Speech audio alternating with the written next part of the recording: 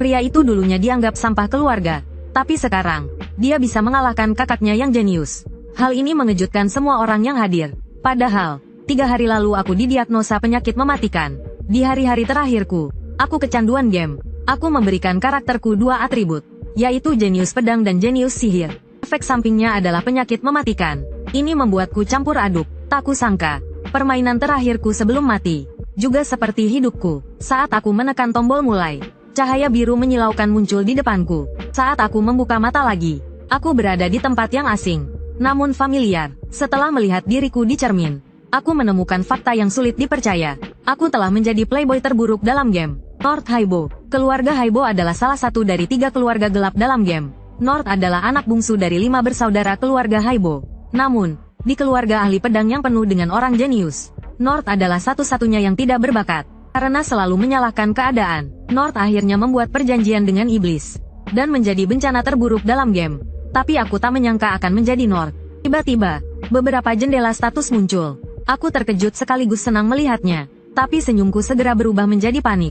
Kemampuanku sangat rendah, dan memiliki beberapa sifat negatif yang serius. Ini mengingatkanku pada karakter game yang kubuat tadi. Tiba-tiba, sebuah jendela muncul lagi. Anda memiliki 1 email yang belum dibaca. Aku segera memeriksa email itu. Halo, Liu Chan. Tidak, sekarang seharusnya aku memanggilmu North. Aku terkejut. Dia tahu namaku. Nama itu diberikan oleh orang tuaku yang menghilang. Apa dia tahu masa laluku yang terlupakan? Isi selanjutnya membuatku terkejut. Lama tak jumpa. Kau sudah bekerja keras selama 2,5 tahun terakhir. Kau berhak kembali ke sini. Selamat datang kembali. Aku memikirkan kemungkinan yang luar biasa. Mungkinkah dunia tempatku tinggal sebelumnya bukanlah kenyataan, dan ini adalah kenyataan, meskipun dia tidak bisa memberitahuku identitasnya dan banyak hal lainnya. Dia ingin membantuku, tapi pertama-tama, aku harus masuk Akademi Eiliden. Di sana, aku harus membangun kekuatanku, dan berusaha mengembalikan alur cerita utama game. Karena semua kebenaran ada di sana. Setelah itu, emailnya menghilang. Aku pusing setelah membacanya. Aku merasuki penjahat terakhir dalam game. Jika mengikuti alur cerita aslinya, bagaimanapun juga aku akan mati. Tapi jika ini kenyataan, aku tidak boleh menyerah untuk mendapatkan ingatanku kembali. Jadi, aku harus menemukan cara untuk mengembalikan alur cerita utama. Bahkan jika aku harus menjadi bos terakhir dunia ini, masih ada 1 tahun lagi sebelum masuk akademi, dan juga 1 tahun lagi sebelum aku mati. Baiklah, selanjutnya aku akan memulai penaklukanku yang ke-28. Lalu aku membuka pintu dan keluar dari kamar. Namun, tiba-tiba terdengar suara patah tulang yang renyah. Karena efek negatif tubuhku yang lemah dan sering sakit, pergelangan tanganku terkilir. Hal ini membuatku tercengang. Hanya membuka pintu saja bisa patah tulang, membuatku curiga apakah tubuhku terbuat dari kaca. Kalau tidak, kenapa mudah sekali hancur? Saat aku melamun, aku menabrak seorang pelayan. Patah tulang di tanganku semakin parah. Saat aku melihat lebih dekat, rambut coklat dan mata coklatnya membuatku teringat identitas pelayan itu. Rona, meskipun hanya karakter sampingan, dia adalah orang yang setiap hari membicarakan keburukanku di belakang. Saat ini, Rona merasa akan menghadapi bencana besar, dan panik meminta maaf berulang kali. Aku melihat wajah Rona yang polos dan lugu. Mungkin dia menggunakan wajah ini untuk menyebarkan gosip tentangku. Aku mendekat ke telinga Rona sambil tersenyum. Aku bisa memaafkanmu kali ini, tapi jika kau melakukannya lagi, kau akan dihukum. Rona ketakutan sambil meneteskan air mata, dan memaksakan senyum sambil mengiyakan. Lalu aku memberitahu semua orang bahwa aku akan pergi ke tempat latihan. Mendengar itu, semua orang terkejut. Mereka tidak percaya bahwa keturunan Nazi yang jahat, North, secara tak terduga berinisiatif untuk berlatih. Lalu aku mengubah pembicaraanku. Oh ya, Rona, ikut aku. Mendengar itu, Rona merasa kepalanya berputar. Apakah dia ingin menghajarnya dengan pedang kayu? Lalu aku membawa Rona ke tempat latihan. Untuk bertahan hidup, aku harus segera beradaptasi dengan kondisiku. Sebagai pemain veteran yang telah menyelesaikan permainan 27 kali, aku sudah hafal semua elemen tersembunyi dalam game ini. Ini adalah permainan yang mengisahkan tentang pertarungan antara iblis dan dewa. Karakter dapat dikembangkan melalui berbagai kombinasi. Namun, meskipun karakter dapat diberikan beberapa sifat jenius, atau sifat biasa-biasa saja, pada prinsipnya, sifat jenius hanya dapat diberikan satu. Lagi pula, sifat jenius memungkinkan karakter dengan mudah mencapai puncak di bidangnya. Namun, aku memberikan diriku 2 sifat jenius. Oleh karena itu, batasan sifat muncul. Ketika sifat diberikan melebihi batasnya, harus ada konsekuensinya. Dan yang kumiliki adalah jenius berpedang dan bertarung, yang dapat membantuku dengan mudah mencapai puncak di bidang pedang dan pertarungan. Jenius penginderaan sihir. Meningkatkan efisiensi penggunaan sihir secara keseluruhan. Selain itu, ada juga sifat berguna lainnya, seperti wawasan, yang memungkinkanku melihat status karakter lain. Sedangkan Genius Acting, seperti namanya, meningkatkan kemampuan akting karakter. Tekad baja membuatku tetap tenang dalam pertempuran. Tapi masalahnya adalah sifat negatif yang menyertainya. Yang paling serius adalah penyakit mematikan. Ini membuatku meragukan hidup, umurku. Aku seperti rumah sakit berjalan. Tangan dan kaki dingin, membuatku tidak bisa memasuki daerah Gletser. Tanpa kemampuan api, tubuh lemah dan sering sakit membuatku pingsan sekali sehari.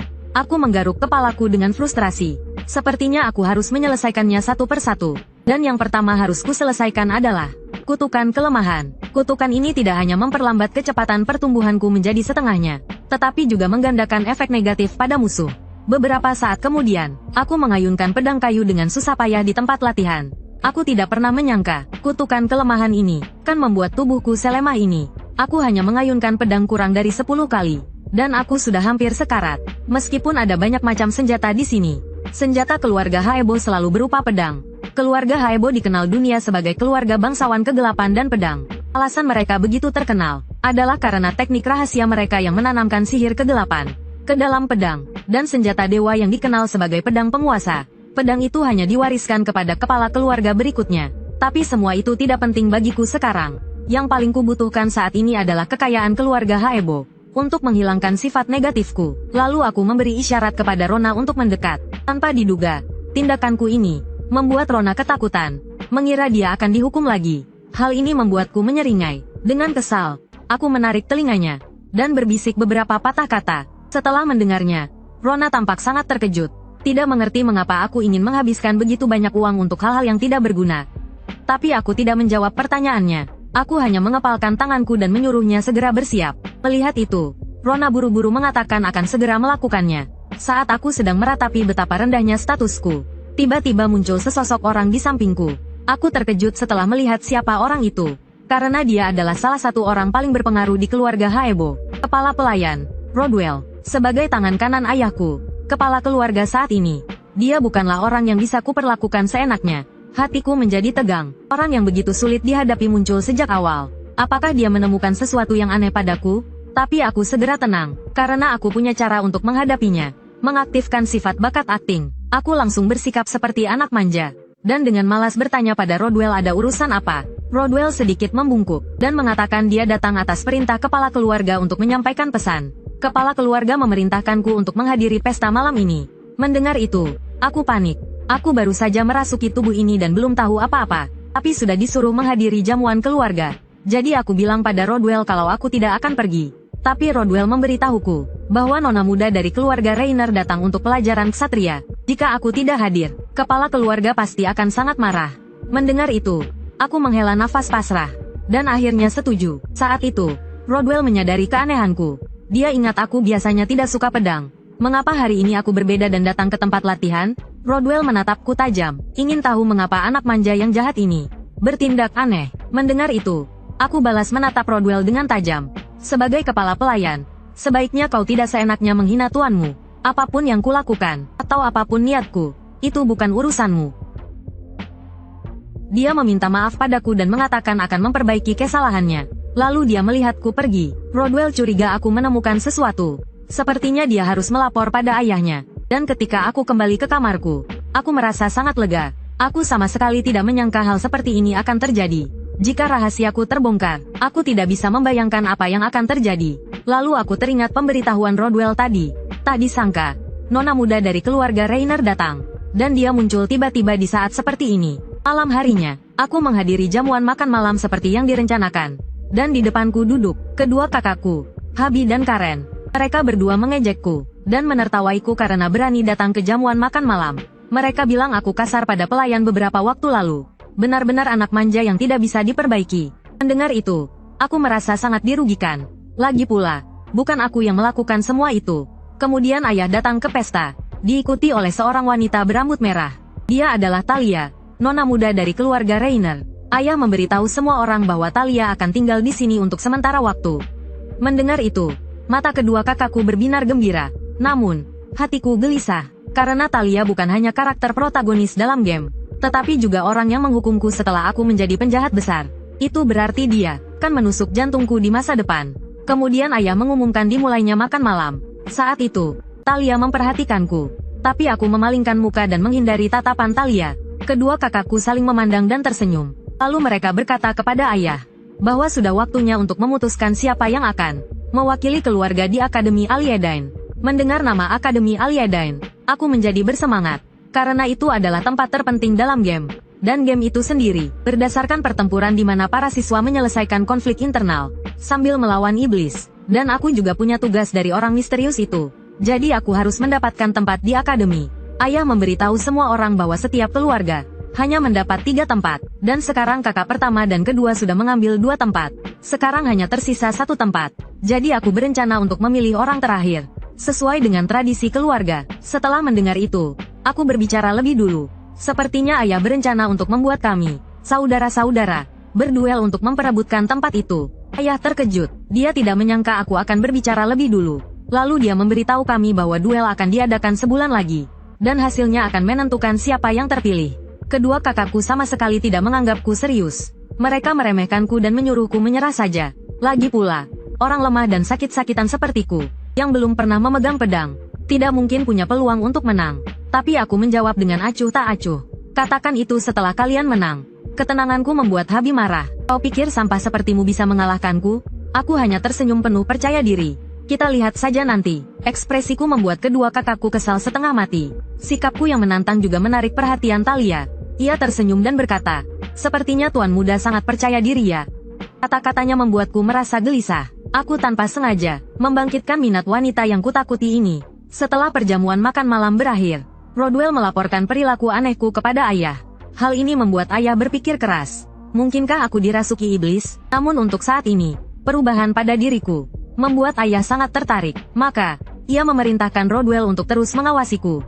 Keesokan harinya, para pelayan bergosip. Mereka tidak percaya bahwa si pemalas, Nord, akan berduel dengan kedua kakaknya.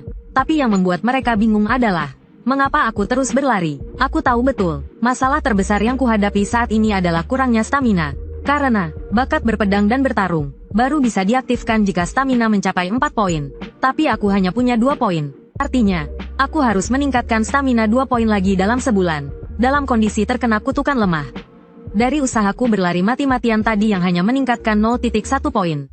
Kutukan penyakit parah juga akan memperlambat perkembangan staminaku. Jadi, aku harus bekerja 4 kali lebih keras dari orang lain. Saat itu, Rona membawakan barang-barang yang kupesan kemarin. Racun Hydra berkepala 3, air mancur peri memori, inti golem, dan gulungan peningkat stamina cepat. Sekarang, saatnya menggunakan jalan pintas yang kutahu sebagai pemain veteran. Rona bertanya dengan cemas untuk apa aku membutuhkan barang-barang itu. Karena itu semua adalah bahan-bahan terlarang yang beracun atau sulit ditangani. Terlebih lagi, harganya sangat mahal. Satu-satunya yang berguna bagiku hanyalah gulungan stamina itu. Namun aku berkata, memang terlarang jika kau tak tahu cara menggunakannya. Aku langsung meminum racun Hydra berkepala 3. Rona sangat terkejut sampai jantungnya berdebar kencang. Aku merasakan sakit yang luar biasa di sekujur tubuhku. Telah meminum racun Hydra berkepala 3. Stamina meningkat sementara menjadi 1,5 kali lipat. Hitung mundur kematian dimulai. Lalu aku menggigit inti golem. Setelah mengonsumsi inti golem, akan perlahan membatu. Plot tersembunyi diaktifkan. Inti golem biasanya digunakan manusia untuk membatu dan meningkatkan pertahanan. Tapi jika dikonsumsi bersama racun Hydra berkepala 3, akan menghasilkan efek khusus. Racun Hydra berkepala 3 diencerkan. Efek negatif kutukan lemah hilang. Namun, plot tersembunyi bukan hanya itu. Di hadapan Rona yang tersipu malu, aku perlahan melepas pakaianku. Lalu aku menyiram tubuhku dengan air mancur peri memori. Efek pembatuan inti golem menghilang. Air mancur peri memori bereaksi dengan inti golem. Pengguna sementara diberikan efek berkah pertumbuhan. Kecepatan pertumbuhan meningkat 2 kali lipat hingga stamina mencapai 5. Lalu aku merobek gulungan stamina yang tersisa. Gulungan peningkat stamina ekstrim telah digunakan. Pertumbuhan stamina meningkat 2 kali lipat. Setelah serangkaian tindakan ini, aku tidak hanya menghilangkan kutukan kelemahan, tetapi juga meniadakan batasan pertumbuhan stamina akibat penyakit parahku. Hasilnya, aku bisa meningkatkan stamina 2 kali lebih cepat dari sebelumnya. Tapi tiba-tiba Rona memelukku, menatapku dengan mata berkaca-kaca penuh kekhawatiran. Melihatku tiba-tiba melepas baju. Dia mengira otakku rusak karena racun. Mendengar itu, aku berkeringat dingin. Tak kusangka dia begitu peduli padaku. Maka, kukatakan pada Rona bahwa aku baik-baik saja. Setelah itu, aku melanjutkan latihan lariku. Rona mengikutiku dengan riang, memberiku handuk. Dan di kejauhan, ada sosok yang diam-diam mengawasiku. Thalia tampak bingung, dia begitu lemah. Tapi kenapa dia berani menerima duel dengan kedua kakaknya? Pembantunya mengingatkannya untuk berhati-hati bicara. Karena ini adalah keluarga Haibo. Mereka tidak boleh meremehkan tuan muda. Tapi Thalia merasa dia tidak salah. Karena menurutku, dia sama sekali tidak bisa berpedang. Dia hanya terus berlari, bahkan dengan sombong menolak tawaran para pengikut untuk mengajarinya ilmu pedang. Thalia yakin sebulan lagi aku akan dihajar habis-habisan. Namun, matanya terus melirikku. Meskipun dia sudah tahu akhirnya, dia terus saja memperhatikanku. Memikirkan hal itu, dia merasa tidak bisa terus begini. Maka, Thalia menghampiriku, menyapaku dengan antusias. Melihatnya, aku tertegun. Hatiku mulai panik. Aku berpura-pura tenang dan bertanya ada apa. Melihat reaksiku, Thalia terkejut. Tidak mengerti kenapa aku bersikap dingin padanya. Apa dia terpesona oleh kecantikanku? Pasti begitu. Thalia terus meyakinkan dirinya sendiri. Dia bertanya apakah aku yakin bisa mengalahkan kedua kakakku. Aku mengangguk. Thalia langsung berkata dengan bangga bahwa dia bisa membantuku jika diperlukan. Namun, tanpa berpikir panjang, aku menolak tawarannya. Aku bahkan dengan dingin menyuruh Thalia menjauh dariku. Kata-kataku yang tidak sopan membuat Thalia tersipu malu. Kenapa kau tidak tahu berterima kasih?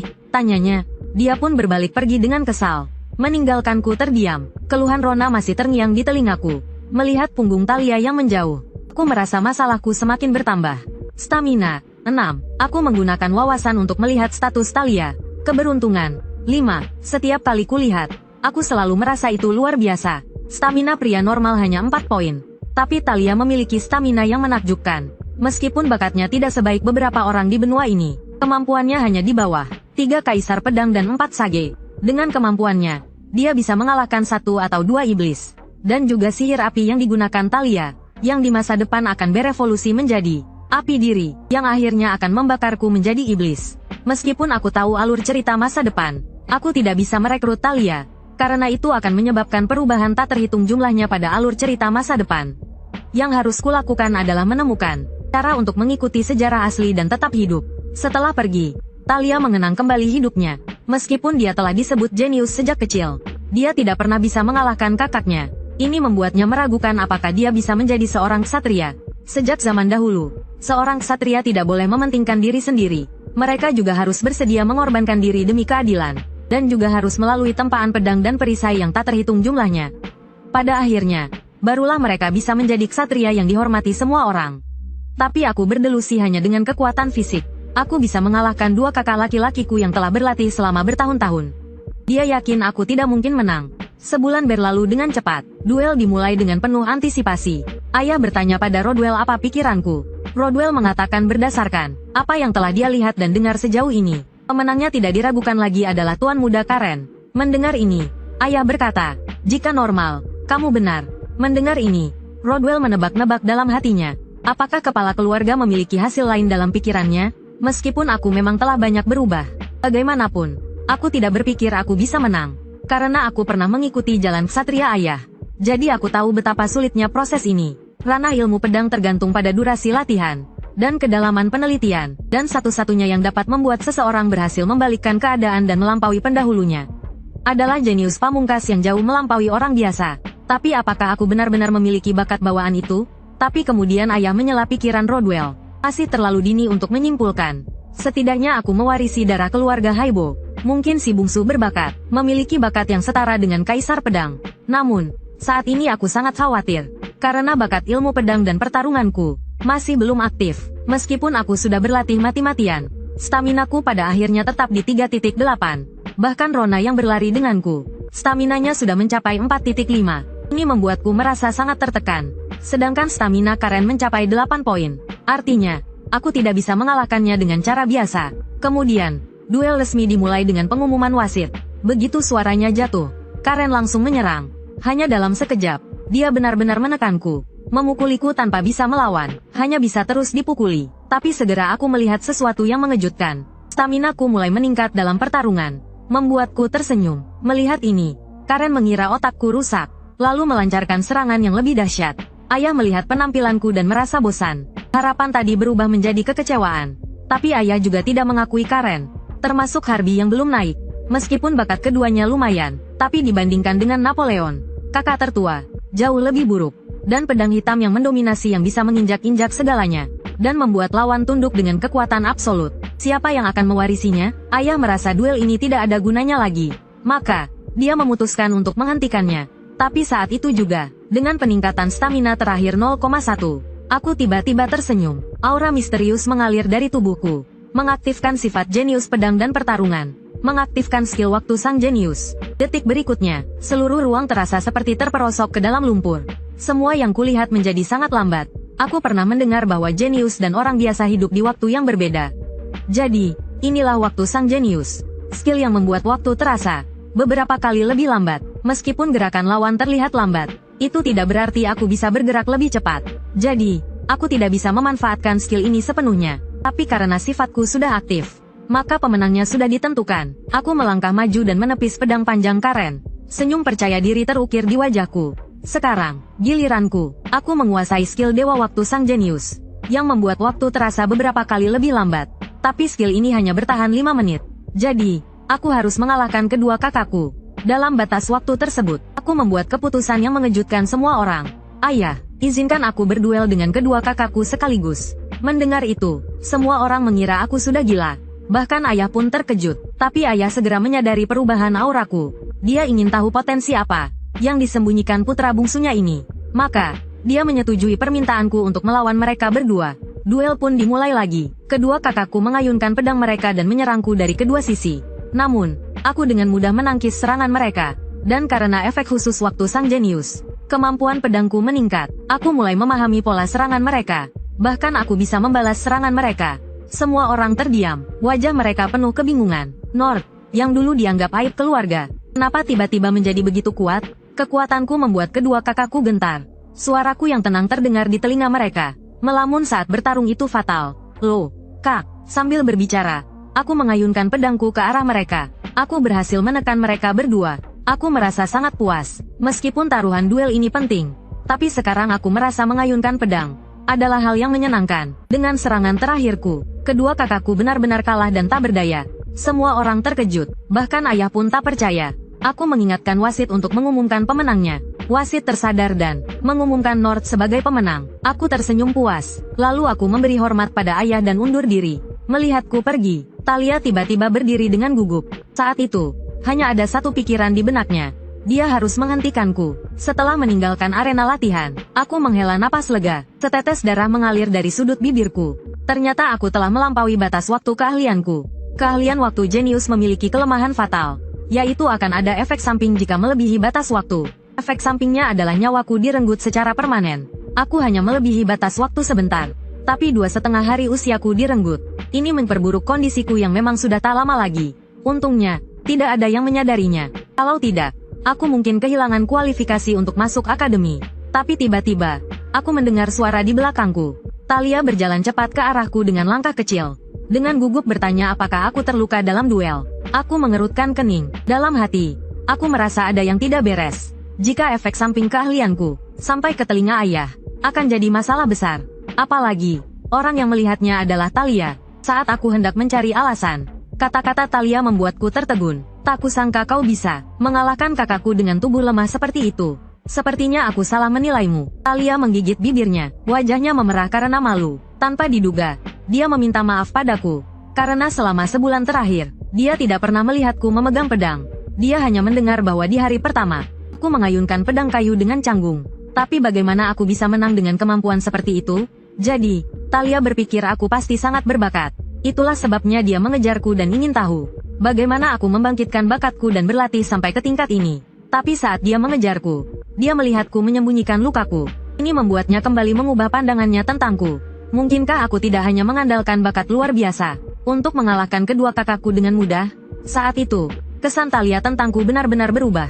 Dia merasa aku bukan anak manja seperti yang dikabarkan, melainkan seorang jenius yang berusaha keras untuk menang dengan berbagai cara. Namun, aku tidak tahu Talia sedang asyik dengan pikirannya sendiri. Aku kembali batuk darah tanpa sadar. Melihat itu, Talia bergegas menghampiriku dengan khawatir. Tapi aku menepis tangannya dengan kasar, dan memperingatkan Talia dengan dingin untuk tidak menyentuhku. Kenyataannya, karena selama 2,5 tahun terakhir, aku berlatih menyanyi dan menari di rumah. Aku jadi sangat fobia sosial. Melihat tingkah lakuku, Talia menundukkan kepalanya dan meminta maaf lagi. Mendengar itu, aku ragu apakah aku tidak salah dengar. Talia melanjutkan, sebelumnya dia mendengar aku sakit-sakitan. Ternyata aku berlatih untuk meningkatkan kebugaranku. Dialah yang salah paham. Dia tidak menyangka aku akan begitu serius berlatih ilmu pedang. Setelah mendengar kata-kata Talia, aku sedikit bingung. Talia yang kulihat sekarang, sama jujurnya dengan yang ada di dalam game. Meskipun dia memiliki sifat kesatria, dia juga anak dari keluarga bangsawan terhormat. Jadi di depan orang lain, dia mengaku salah itu sulit. Jadi, aku mengikuti ide Talia dan mengajukan permintaan, yaitu meminta dia untuk merahasiakan batuk darahku.